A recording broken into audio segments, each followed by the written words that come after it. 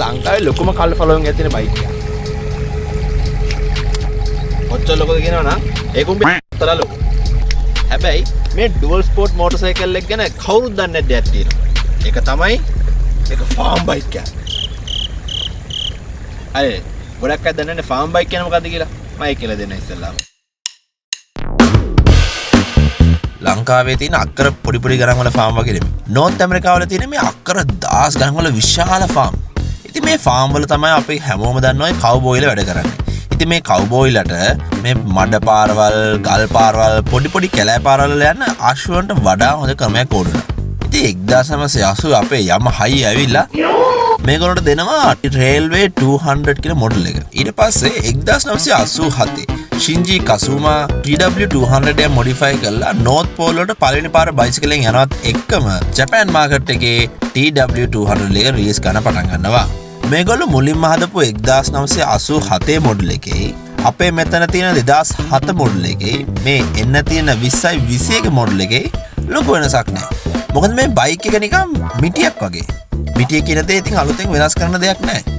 ඉතින් ඒ වගේ මේ බයික් එකේ හැම අවුරුද්දෙම පොඩි පොඩි වෙනස්කම් කරාට නිකන් කාබ්‍රේටර් ටියුන් කරනවා, ග්‍රවුන්ඩ් ක්ලියරන්ස් පොඩක් හැම කරනවා.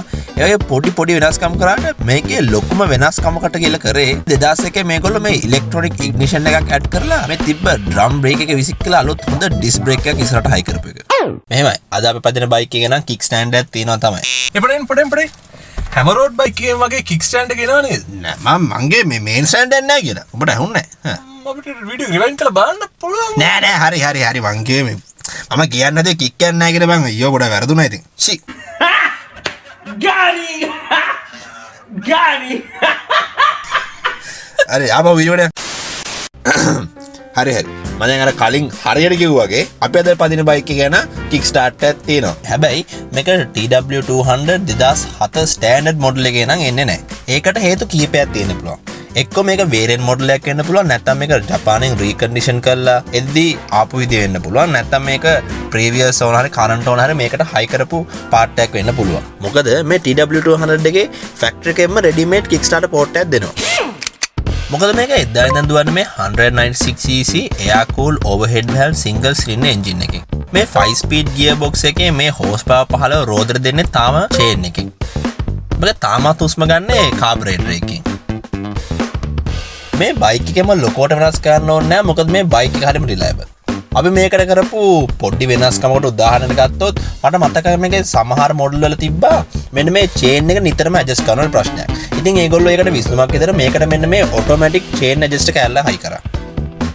හැබැයි මේක තව හොඳකට කියන්නේ මේ බයික් ඔක්කොම එක වගේ නිසා මේ පරණ ප්‍රශ්න තිබු මොඩල් වලටත් මෙන්න මේ කෑල්ල ඊටම ලේසියෙන් හයි කරගන්න පුළුවන් වුණා. මේ බයික් එකේ හැමදේම හයිය නැහැ.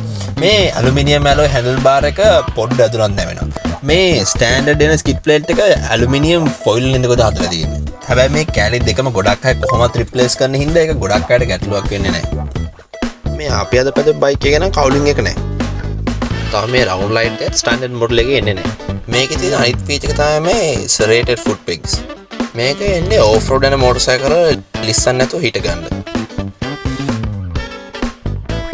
මේ බයික් එකට ස්ටොක් වෙනවා කැරියර් එක. තව මේකට එනවා හෙල්මට් හෝල්ඩර් එකයි පොඩි ඇක්සසරිස් වල. මේ වැඩිපුර ඇක්සසරිස් නම් ඔයගොල්ලන්ට කඩෙන් අරන් හයි කරගන්න පුළුවන්. හැබැයි මේ වගේ බයික් එකක් ගත්තාම කෙල්ලෙක් සෙට් වෙන නිසා ෆැක්ටරි එකෙන්ම හෝල්ඩර් එකක් සෙට් කරලා එනවා. Yamaha එකෙන් තව TW125 TW225 කියලා මොඩල් දෙකක් නිෂ්පාදනය කරලා පටන් ගත්තා. හැබැයි මොඩල් දෙකටම මේ TW200 එකේ සාර්ථකත්වය අල්ලන්න බැරි වුණා. මේ බයික් එකට තියෙන අයිකොනික් පෙනුමක්. ඒකට ලොකුම හේතුවක් තමයි මේ ලොකුම ටයර් සෙට් එක. මොකද මේක ඉස්සරහට දාලා තියෙන පස්සට ටයර් එකක්, මේක පස්සට දාලා තියෙන ATV ටයර් එකක්. ඉතින් ඒක නිසා මේ බයික් එක වැල්ලෙයි මඩෙයි එරෙන්නේ නැතුව ඕනම පොළවක ඕනම පාරක හොඳට බදලල්ලනවා. ඉතින් මේ ලොකු ටයර් හින්දා මේ ලොකු ප්‍රශ්නකුත් තියෙනවා. මොකද මේ ටයර් එක ෆ්ලික් කරන්න බෑ. හැබැයි මේ ටයර් එක හොඳට වඩා නවල වංගු ගන්න පුළුවන්. හැබැයි වංගුවට නවන්න පොඩ්ඩක් ඉතින් ලොකු වැරයක් දරන්න වෙනවා. හැබැයි ඒගොල්ලෝ ඒකට හරියන්න මේකේ ස්ටියරින් රේඩියස් එක වැඩි කරලා තියෙනවා එකක් තැන හරවලා ගන්න. මේක මේ අයිකොනික් ලුක් එකට අනිත් හේතුව තමයි මෙන්න මේ ගාලු කොටුවේ ගල් බෑම වගේ කොටු ඩිසයින් එක. මේගොල්ලෝ මේ ස්ක්වයර් ඩිසයින් එක ඒගොල්ලෝගේ හෙඩ්ලයිට් කවුලින් එකේ ඉඳන් ටේල් ලයිට් එක නම අරන් ඇවිල්ලා තියෙනවා. මේ බයික් එකේ නම් මේකේ හෙඩ්ලයිට් කවුලින් කරලා මේකට රවුන්ඩ් ලයිට් එකක් හයි කරලා තියෙනවා. මේක මේ මිලිමීටර් 260 ග්‍රවුන්ඩ් ක්ලියරන්ස් එක ඕෆ් රෝඩ් බයික් එකට මදි වුණාට මේක ෆාම් බයික් එකක්. ඉතින් ඒක නිසා මේගොල්ලෝ යන්න හදලා තින්නේ පොඩි පොඩි කැඩෑ පාරවල් වල පොඩි පොඩි ගල් පාරවල් නිසා මේ ග්‍රවුන්ඩ් ක්ලියරන්ස් කියන එක ලොකුවටම ප්‍රශ්නයක් වෙන්නේ. හැබැයි මේක ස්ට්‍රීට් බයික් වල ග්‍රවුන්ඩ් ක්ලියරන්ස් එක වැඩි නිසා ඔයාලට මේක ඕෆ් රෝඩ් එකකට යන්න පුළුවන්. මේක මේ මිලිමීටර් 790 සීට් හයිට් එක ඕෆ් රෝඩ් බයික් එකට වඩා ස්ට්‍රීට් බයික් එකට තමයි ළඟ. හැබැයි මේ සීට් හයිට් එක නිසා මේක උස්ස රයිඩර් කෙනෙක්ටද කොට රයිඩර් කෙනෙක්ටද නෑ ඕන එක්කෙනෙක්ට මේක ඉතාම පහසුවෙන් මඩ වගුරු වල ගල් පාරවල් ලිස්තර තැන්වල ඉතාම ලේසියෙන් හසුරවන්න පුළුවන්. මම දැන් එන වෙලාවක ඉඳන් පොඩි පොඩි කැලෑ පාරවල් පොඩි පොඩි ගල් පාරවල් ගැන කියනවා. දැන් උතු කරන් ඵලයන්කෝ.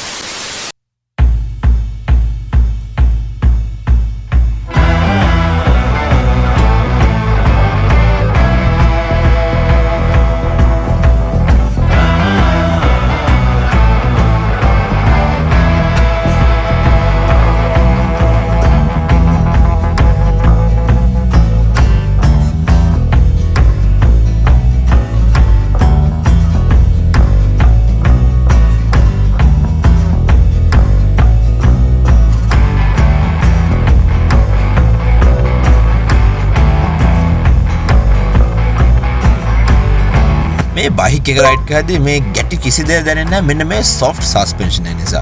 මේ පිටිපස්සේ තියෙන alto size tire එකකින් මම රේස් කරනකොට එන්ජින් එකෙන් එන හැම පිපිරිල්ලක්ම මාව ඉස්සරහට තල්ලු කරනවා හොඳට දැනෙනවා. මල්ලිට ඒ පාන සරලම දැනුණා වගේ. හැබැයි මේ බයික් එක fast bike එක නෙමෙයි. කොටින්ම කිව්වත් අපි මේ කලින් රිවිව් කරපු R15 එක තරම්වත් මේ බයික් එක fast නෑ. හැබැයි මේ එන්ජින් එක හදලා තියෙන්නේ කෙලින් පාරේ high speed යන නෙමෙයි. ඕනම පාරක same speed යන්න. හැබැයි මේක මහපාර දුර යන්න කොහොමද? මේක ලීටරයට කිලෝමීටර් 33ක් විතර කරන නිසා මේ 7 ලීටර් ටැංක් එක ෆුල් ටැංක් ගහලා වාට කිලෝමීටර් 231ක් විතර යන්න පුළුවන්. මේ 1.7 ලීටර් රිසර්ව් එකෙන් විතරක් වාට කිලෝමීටර් 56ක් යන්න පුළුවන්. මේ එන්ජින් මේ 9.5 to 1 compression ratio එකට වඩා මම කම්ප්‍රෙස් කරලා ගුඩු සෙවලක් තියෙනවා. හැබැයි ඒකේ හොඳ කර තියෙන්නේ TW200 එකට වාට ඕන ගුබ්බෑමක් ගිහින් ඕන පෙට්‍රල් ජාතියක් ගන්න පුළුවන්. එතකොට වාට මේ බයික් එක දුෂ්කර පළාතවලට අරන් ගිහිල්ලා අර ඔක්ටේන්ද මේ ඔක්ටේන්ද සුපර් පෙට්‍රල්ද හොයෝ ඉන්නේ නැතුව බය නැතුව පෙට්‍රල් ගහලා වගේ ගමන යන්න පුළුවන්. ඒ අතින් බැලුවොත් මේ ෆාම් බයික් එක ඇත්තටම හොඳ බජට් ඇඩ්වෙන්චර් බයික් එකක්. කොච්චර හොඳයිද කියනවා නම් Yamaha එකේ එක බැජ් එකේම ගහලා තියෙනවා.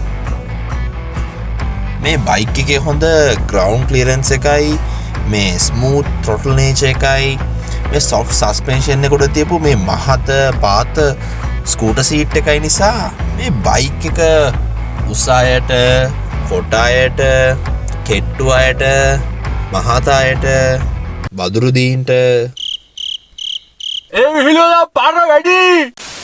ලංකාවේ ඕන එක්කෙනෙක්ට මේ බයික් එක ලේසියෙන්ම පදින්න පුළුවන්. TW200 කිසිම දෙයක් සුපිට කරන්නේ නැහැ.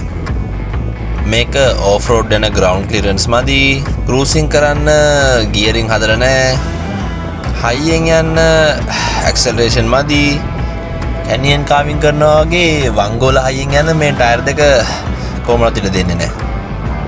හැබැයි මේ බයික් එක හැමදේම ගාන්ට කරනවා. ඔයාට ලංකාවේ වුණ තරක යන්න ඕන නම් මේක ගන්න. උදාහරණයක් කියනවා නම් අන්න අත්තනුරත් යන්න පුළුවන්. ඇවිල්ලත් ඉවරයි. මාරු view එක.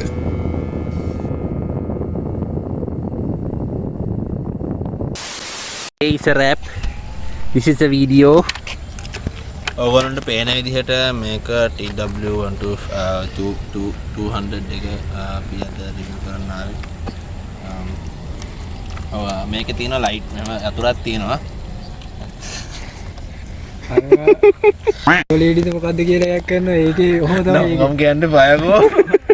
ඉතින් මේක දාම ස්ටෝරි එක ඉන්ස්ටාග්‍රෑම්. මේ TW එකේ අතුර දැම්ම කරකවන්න තියෙන්නේ.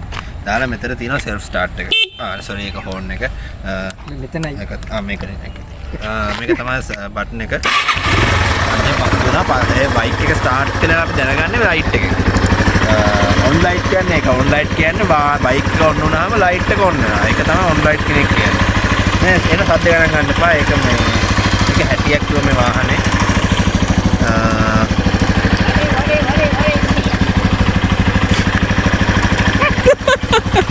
කොල්ලක්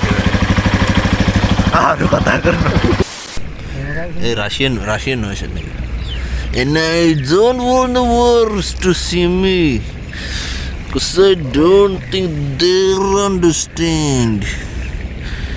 Everything's meant to be broken. මේක මේ මිලිලීටර් 200 මිලිලීටර් කියවනේ. මේක මේ what the fuck? මේක මේ millilitre 700 millilitre. Off road bike එකකට වඩා ස්ට්‍රීට් බයික් එක ළඟයි. බයික් එක. ඕෆ් රෝඩ් බයික් එකට වඩා ස්ට්‍රීට් බයික් එක. Sport bike. ඒක හරියන්නේ ඒක ආයෙ කරමු. Action testing test footage test. ඉතින් මේකේ